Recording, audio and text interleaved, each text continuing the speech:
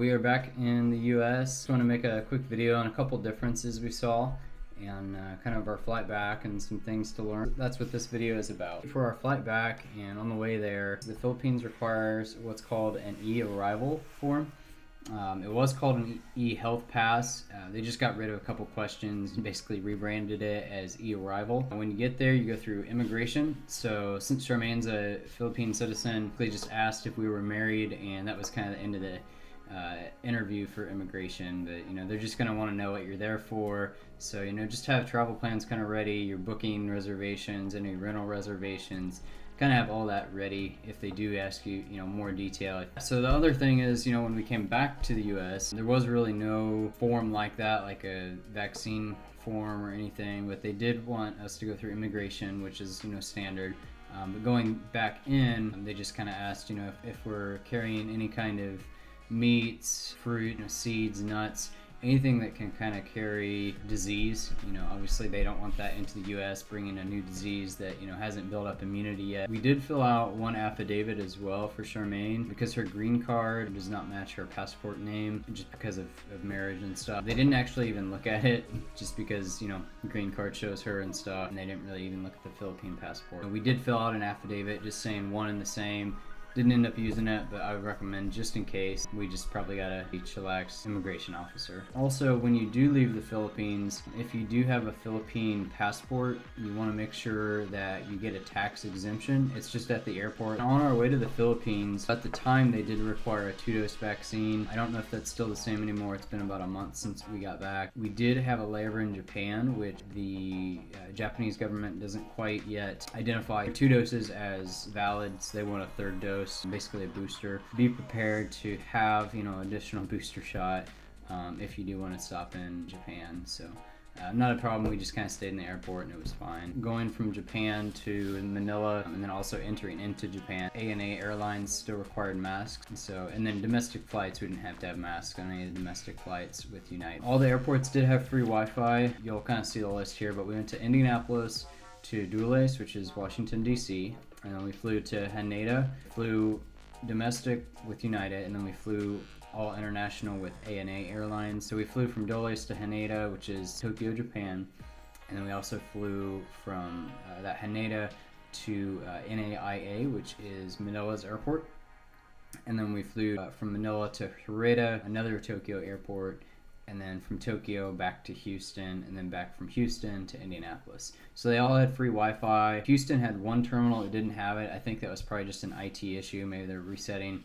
that terminal or something. If you're worried about cell service, anything like that, they all had Wi-Fi. You just had to, agree to the terms. You're on Wi-Fi right away, so you can text or, do whatever you need to do. As far as meals, so we had really good meals throughout. All the domestic flights just had, a snack and a drink. So that's, United from Indy to DC, and then kind of back, from Houston to Indy, kind of on the way back. But all of our international flights did have at least 2 meals if there were more than 5-hour flights. So that's from, DC to Tokyo, and then we also had, back from Tokyo to Houston, we had 2 meals, plus a snack. Took a layover from Tokyo to Manila, and then back from Manila to Tokyo, we just had 1 meal. We enjoyed all of ANA's food. That was really good. A couple different options you could choose from each meal. When we had those meals presented to us, they also had wet wipes, so we could kind of clean our hands up, and it made it super easy. The one thing I did like is they have a really good green lemonade.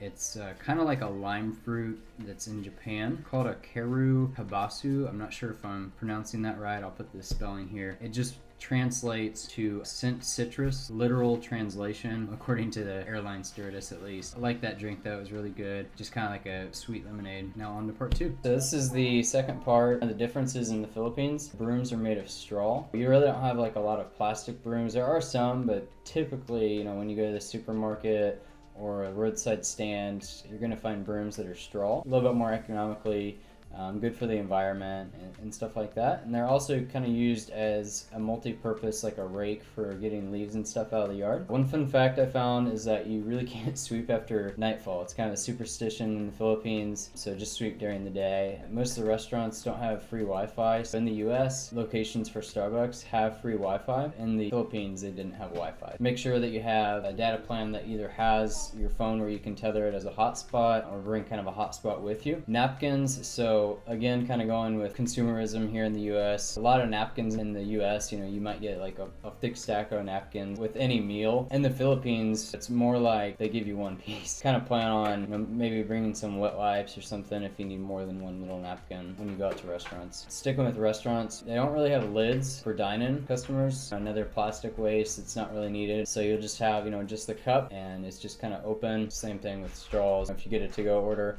they're almost always paper, which is good. Jollibee and McDonald's are popular. McDonald's is kind of a little bit more popular. So it's kind of opposite of the US. You know, if you see a Jollibee, I think there's less than maybe 20 or something of them in the US. If you go to a Jollibee here in the US, it's much more popular than McDonald's because the Philippines has Jollibees pretty much in every town. McDonald's is kind of more where people like to go, and they do have a pretty cool menu as well. And McDonald's also has like kind of a standalone fries and shake restaurant outside of most of their stores. So if you just want like a fries and a shake, you can just go to a separate store outside of their store, and then inside is more like the drink, burgers, all that kind of stuff. One thing we noticed with driving is road laws are not obeyed quite as much.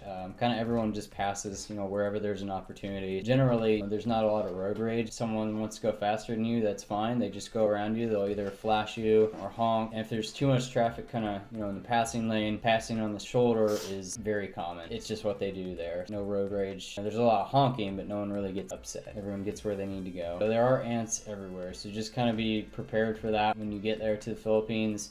You know, ants just get on everything. They're there just to eat. You know, they're not there to bug you or anything, but they are everywhere that you go. Kind of like the whole road rage thing, you really don't see that there. You know, everyone's just super helpful, super kind and nice. If you ever get lost or ever need directions or something, you just ask people and they're usually more than happy to help you with a smile on their face. Going into public places, a lot of the bathrooms, you know, you won't find toilet paper. If you go to like a mall or some restaurants, bidets, like, you know, water sprayers, they're a lot more common. Wash sinks you'll tend to find outside of the restroom. So there might be a sink inside, but then there's a separate sink for outside. So if you're coming in from the outside and you want to, you know, wash your hands real quick before sitting down to eat, there's a wash sink typically outside of the restroom. Some of the toilet seats, they aren't there. They're pure porcelain. Be ready for that, plus bringing your own toilet paper. Parking is very hard to find. Public transport, buses are very popular, as well as like tricycle taxis. Parking in front of major restaurants or grocery stores, very hard to find parking. You might have to park a half mile away or half a kilometer away. English is pretty much written everywhere in the Philippines. The reason for that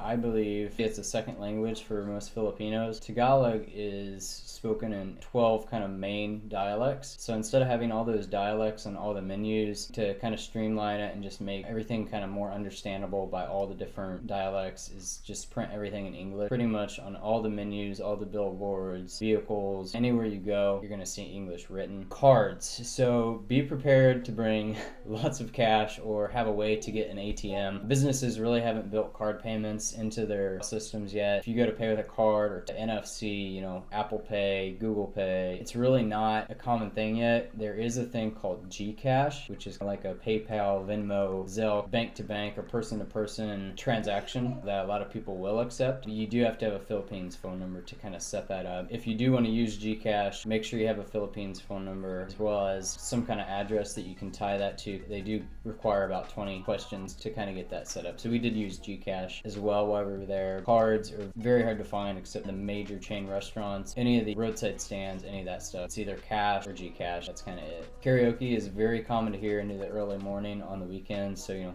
1, 2, 3 o'clock in the morning, you'll still hear people singing karaoke. Everyone likes to get together and just, you know, sing together. Holidays, like our New Year's video, people stay up very late. Cats and dogs, kind of everywhere. They're not really euthanized. You'll just kind of see them everywhere. The conversion rate, though, is very good. Services, you know, anything in general, very cheap. 4 to 6 times cheaper, I would say, than the U.S. A haircut here in the U.S. starts at $10 all the way up to like $30 for a guy's haircut. In the Philippines, I paid under $2 a haircut. Same thing with massage. In the U.S., a 60-minute massage, $60 to $100 $100 per person. In the Philippines, we had 2 people for 60 minutes, $10 or $15, so super cheap. You can go to kind of any market and get counterfeit goods. Jordans, whatever, you know, $20, you can get a pair of counterfeit goods. I'm not recommending that, I'm just saying you can get counterfeit goods. Beef is very rare as well, so in the US, beef is a very big protein. In the Philippines, it's kind of more of pork and chicken. Those are the main proteins. Beef is not as common because of amount of room needed to have cows graze. Basically anything that's kind of sweet in the US almost has 0 sugar. Something the US can learn from on that ice cream Cool Whip or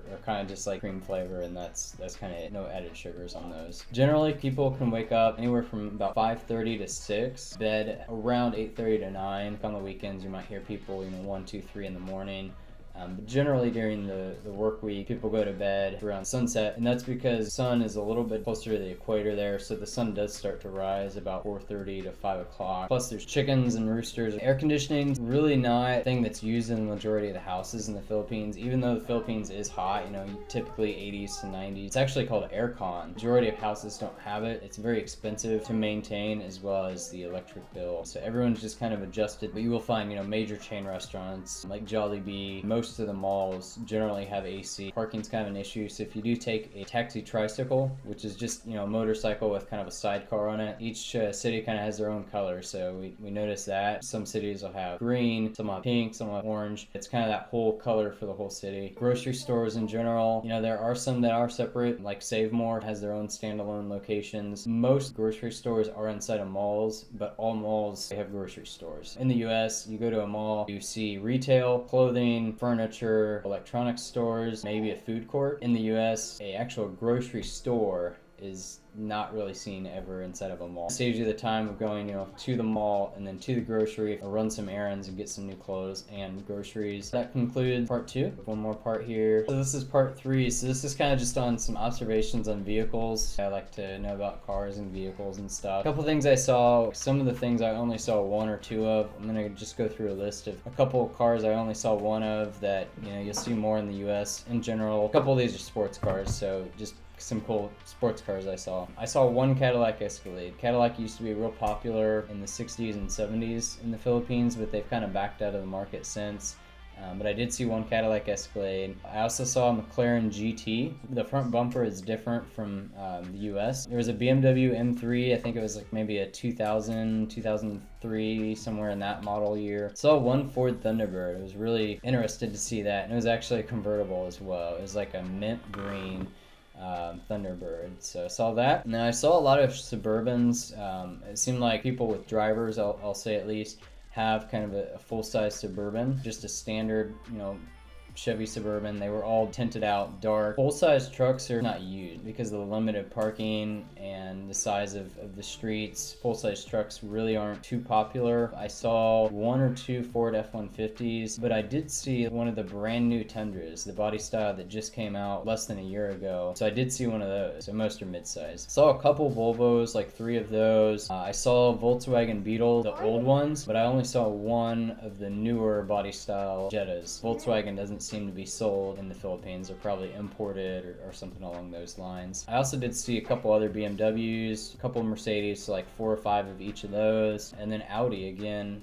Very hard to find. Don't really see a lot of luxury vehicles. They're just more common use vehicles. I did see 1 Audi Q2. Kind of beat up. It had like some back rear damage on it, but did see that. And most cars in the US are not sold in the Philippines, but if they are, they kind of have shorter bumpers and standard versus LED lighting. One thing I did see that seems to be almost the same car is the Honda CR-V. I think it's the same as the US. It looked maybe a little bit more lowered for some reason, but it's like pretty much the same import. The most popular car brands seem to be Toyota, Mitsubishi, and Nissan. And then there's also quite a bit of Hyundais and Hondas. The Toyota Hiace, so it's spelled Hiace. It's called the Hiace. It's a very popular van, so it's a van that fits like 13 people, but it's compact as like, you know, a mid-size SUV. It's very popular, transports a lot of people. A couple Chevys, like I said, some Fords, very few Isuzus. I saw like 2 or 3 Kias. And there's a new car brand called Geely. And that's just a Chinese car. I believe were owned by Volvo, but now they still use Volvo engines, branded as Geely. Sold 10 or 20 of those. And the last thing on this video, so commercial trucks don't seem to have orange running light requirements. So in the US, I think it's any vehicle that's over either 79.5 or 80 inches wide.